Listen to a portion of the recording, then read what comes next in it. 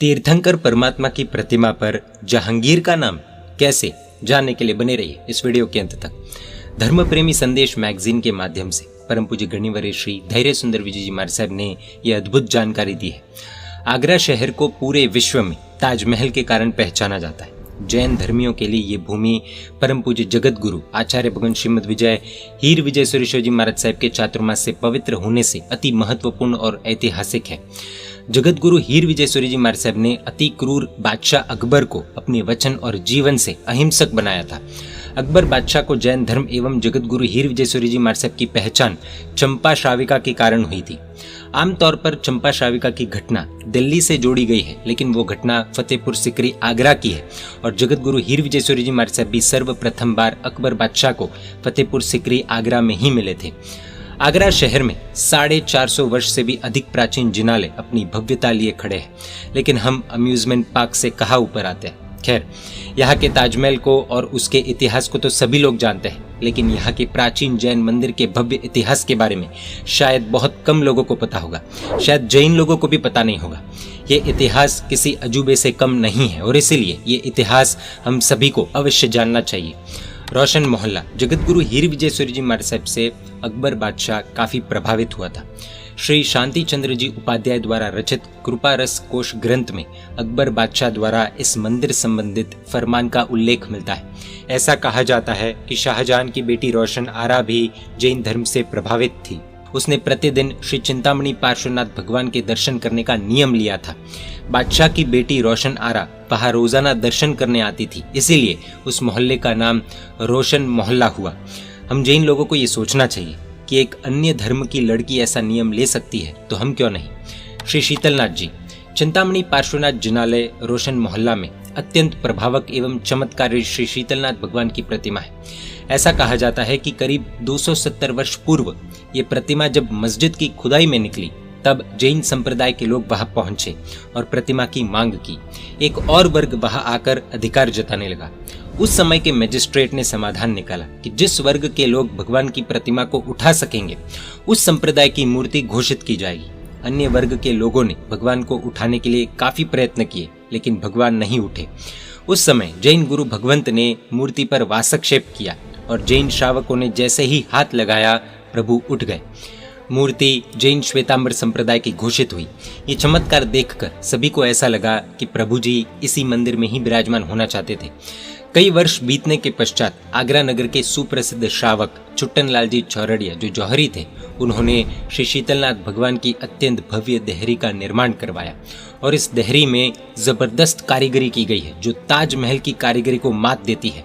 कीमती कारीगरी सच में देखने जैसी है। परमात्मा के दोनों बाजू देव चामर लिए दर्शाए गए हैं। उनके हाथ के एक एक चामर में 32 बाल है, जो अलग अलग चीजों से बने हैं। आश्चर्य की बात यह है कि एक भी बाल के अंदर छोटी सी भी क्रैक नहीं है। शायद आज के समय में ऐसी कलाकृति बनाना नामुमकिन है। यहाँ रोजाना काफी लोग प्रभु के दर्शन करने के लिए आते हैं। ऐसा कहा जाता है कि बहुत सारे लोगों की मनोकामनाएं प्रभु की कृपा से पूर्ण हुई है। श्री वासु पूज्य जी जिनालय मोती कटरा, इस जिनालय के श्रावकों ने यहाँ के मूल नायक भगवान श्री वासु पूज्य स्वामी की एक ऐतिहासिक बात बताई थी। कहीं पर भी भगवान की प्रतिष्ठा होती है, उस भगवान का एवं प्रतिमा निर्माण के लाभार्थी का नाम, प्रतिष्ठा की माहिती आदि सारी जानकारी भगवान के पैर के नीचे या पीछे की तरफ अंकित की जाती है। लेकिन यहाँ के भगवान के मस्तक पर भी कुछ लिखा हुआ है। जब दिल्ली आगरा की गद्दी पर मुगल बादशाह जहांगीर था, तब किसी ने जहांगीर के कान भर दिए थे कि जहां पना इन जैनियों ने आपका नाम भगवान के पैरों के नीचे लिखा है, आपकी तौहीन की है। जहांगीर आग बबूला हो गया। वास्तव में उस मूर्ति के नीचे भगवान की प्रतिमा भराने के लाभार्थी के नाम के साथ साथ लिखा था कि जहांगीर पति शाही। सरल भाषा में समझे तो ये जानकारी इसलिए दी जाती है कि मान लीजिए 100 साल या 200 साल बाद किसी व्यक्ति को प्रतिमा मिले, तो उसे पता तो चलना चाहिए ना कि प्रतिमा कौन सी है, कौन से भगवान की है, किन्होंने प्रतिष्ठा करवाई है, किस समय में हुई है, क्या लोकेशन था आदि।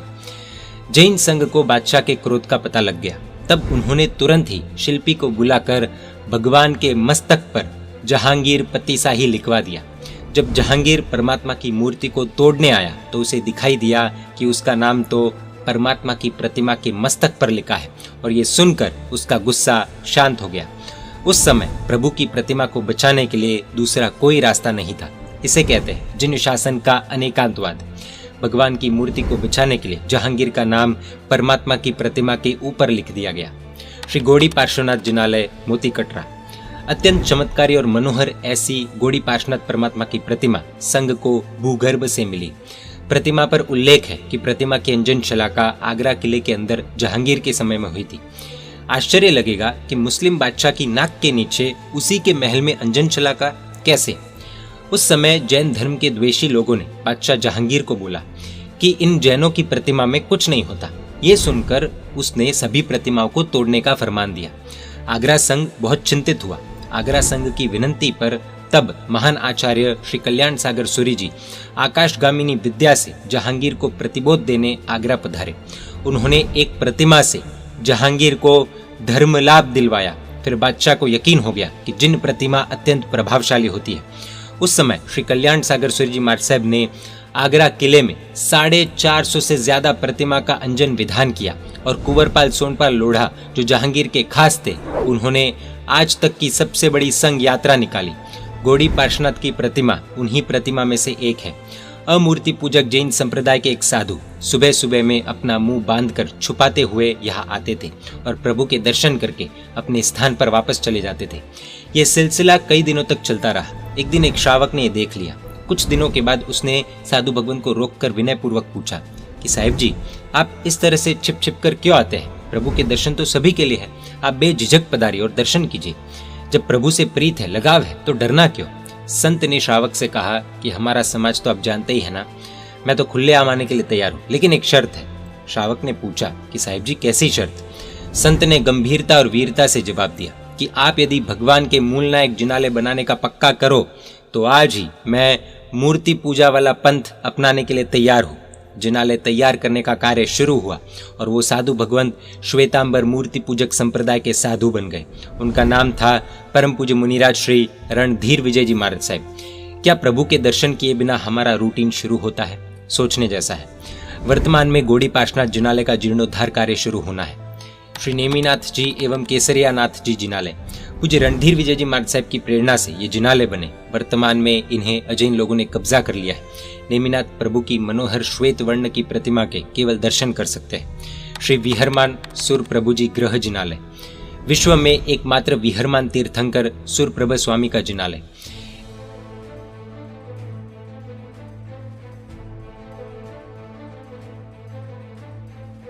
क्या जिन प्रतिमा की पूजा केवल जैन ही करते हैं?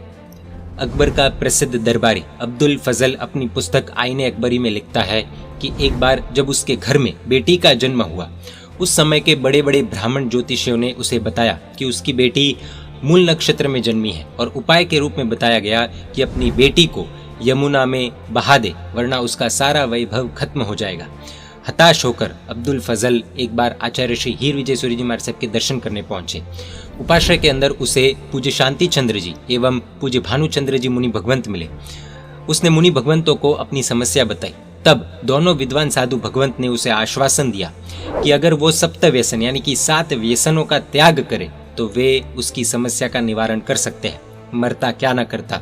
फजल और उसकी बेगम ने 7 व्यसनों का त्याग किया और उसका पचखाण लिया और तब मुनि भगवंत ने 3 दिन तक उसे लघु शांति स्नात्र महापूजन करने का और शांतिनाथ भगवान की विधिवत आराधना का उपाय बताया। आईने अकबरी नामक प्रसिद्ध पुस्तक में इस पूरी घटना का वर्णन है और अब्दुल फजल ने अपने उपकारी मुनि भगवंत को बार बार याद किया है। हम पर जब आफत आती है तो गुरु भगवंतों को छोड़कर हम कहाँ कहाँ अपना माथा नहीं पटकते। खैर, जब आचार्य श्री हीर विजय सूरी जी महाराज साहब का काल धर्म हुआ, उसके बाद अब्दुल फजल ने जैन संघ से विनंती कर अपने उपकारी गुरु भगवंत की उपाध्याय पदवी स्वद्रव्य से कराई और उस समय 1.25 लाख सोना मोहरों का खर्चा भी किया। तो ये हमने संक्षेप में देखा आगरा के जिनालय का भव्य इतिहास। अगर आगरा जाना हो तो इन मंदिरों में दर्शन पूजा भक्ति का लाभ अवश्य लीजिएगा। ताजमहल देखने में जो मजा आता है उससे कई गुना ज्यादा आनंद यहाँ पर आएगा, ये गारंटी है। जय जिन शासन, जय महावीर।